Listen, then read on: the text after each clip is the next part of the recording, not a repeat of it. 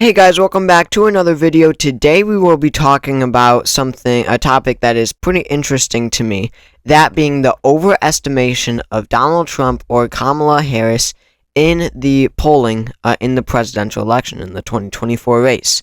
Because when we predict presidential elections, they're only as good as the data that we have, and that doesn't mean just basing it completely off of polls, because there's more data than that.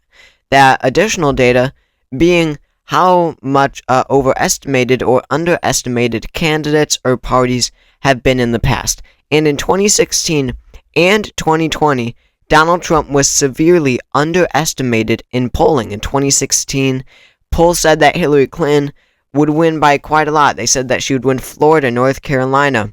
Probably some said that she would win Arizona. Some states that didn't even end up being close. It said that she would carry the entire blue wall. They were way off. Donald Trump carried so many states that were expected in polling to go to Hillary Clinton. And then in 2020, people also expected a much larger landslide for Joe Biden than what actually occurred. He was leading in polling in Florida, in North Carolina. Texas looked incredibly close. He was leading in many polls in Ohio. He led in some Iowa polls. He led in Maine's 2nd Congressional District. These places that weren't even close, Biden was winning in polls. Now, Joe Biden still won the election narrowly with the blue wall states in Georgia, Arizona, and Nevada that gave him victory with 306 electoral votes, but still, Donald Trump was severely underestimated. He could have won again if the polls had been just a little bit closer. So, in the past two election cycles, Donald Trump has been underestimated in the presidential race. So there is this idea, this notion that it's a guarantee that he will once again be severely underestimated. So you can look at the polls, or I'll even show you just the national numbers. In 2020, Joe Biden led in the polls by 8.4%. He won the popular vote by 4.5%, so he was overestimated by some 4 points, which is a lot. So again, there is this notion that Donald Trump will be as underestimated, 4 points underestimated, in 2024, just like he was in 2020, in 2016. And, that would just be an easy victory for Trump. If Arizona, Kamala Harris is currently leading by 1.4%, that would result in a Trump victory by 2.5%. So it would be real easy to make an election prediction or an election forecast just based off of that. But I don't believe that Donald Trump will be as underestimated as he was in 2020 or in 2016, if at all. In both of those years, pollsters struggled a lot because it was difficult to find these hidden Trump voters. There were a lot of voters who were more apolitical, didn't vote all that much, weren't engaged in, say, midterm elections, didn't turn out for unimportant elections like non-presidential elections, and these voters, they're called hidden Trump voters because pollsters had a hard time finding them. I mean, pollsters are going to turn to the suburbs where voter turnout is high, more wealthy, politically engaged communities. That is where, a bulk of these scientific polls, they try to poll evenly, or not evenly, but they try to poll accurately different voter blocks, right? They try to, get the correct amount of African American voters because they are going to lean heavily towards the Democrats. How the percentage of them that are estimated to turn out on election day, compared to the entire block of voters nationwide, if that made sense. So these scientific polls, they tried too hard with that, and ultimately they just struggled to find to poll these white working class voters who aren't that politically engaged and who turned out in such high numbers for Donald Trump. That's why polling was way off in 2020. Take the state of Wisconsin, for example. This was the most severe example of Joe Biden being overestimated. In 2020, Joe Biden led in the polls in Wisconsin by 8.4%. He won the state by 0.6%. So he was overestimated by 7.8%. I mean, they were way off. You see, this SurveyMonkey poll had Biden ahead by 12, by 13 in this morning consult poll.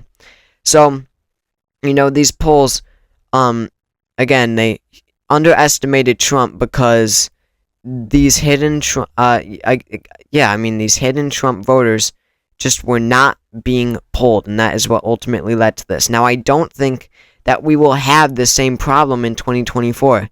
I mean, this is a new time in American politics, and in 2016, why Trump voters were so hidden, there were so many hidden Trump voters, was because they didn't want to admit they were voting for Trump. I mean, in 2016, just the media narrative, the mood of the country was so anti-Trump, where in their view, people would perceive them poorly, if they were voting for Trump. But on election day, they didn't want to tell anyone.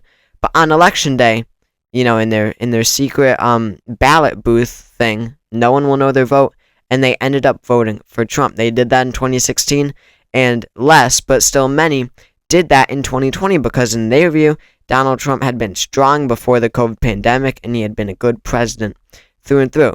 But this is a different campaign. I believe that Kamala Harris is going to hit, or has been hitting Trump on the issues so hard. And Donald Trump is a changed man. He's not the same, strong leader that he once was. And, this as well. This presidency, really, the Biden presidency, I feel hasn't been a disaster in most people's minds.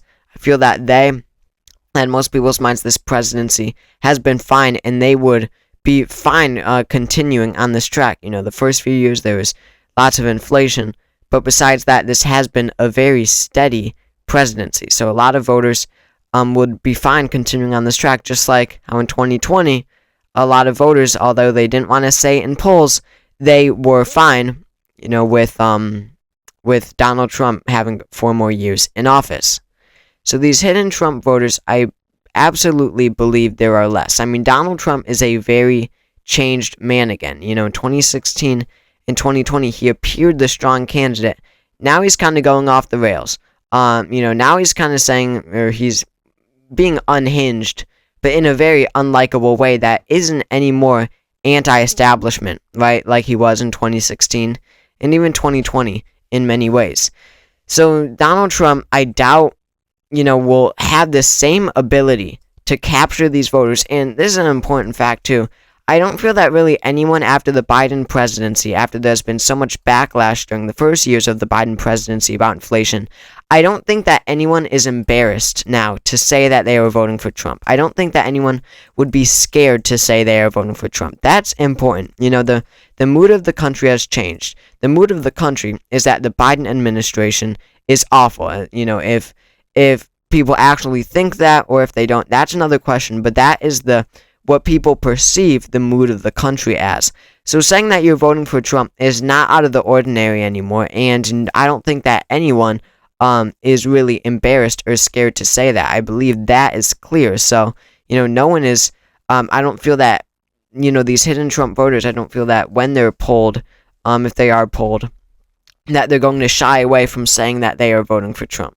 So all in all, I don't think that Donald Trump will be as overestimated in 2024 as he was in 2020.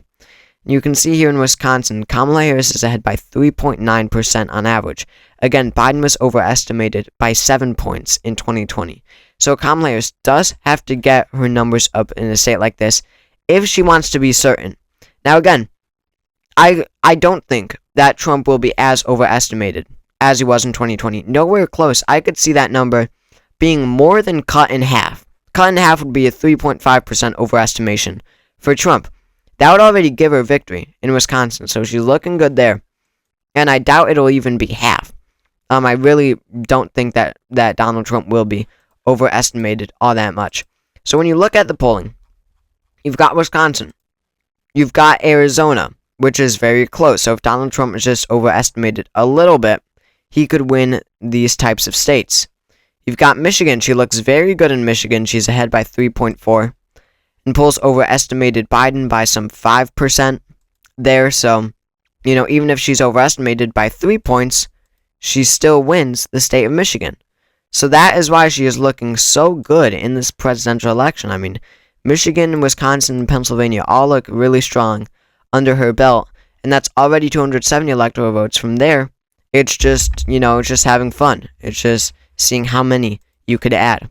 So that's where I think things stand when it comes to overestimation or underestimation of Donald Trump and Kamala Harris in this race, because that ultimately is so important. So thank you all for watching this video. If you enjoyed, make sure to subscribe down below. We're trying to get to 10,000 subscribers before Election Day. But again, thank you all for watching, and I will see you all later.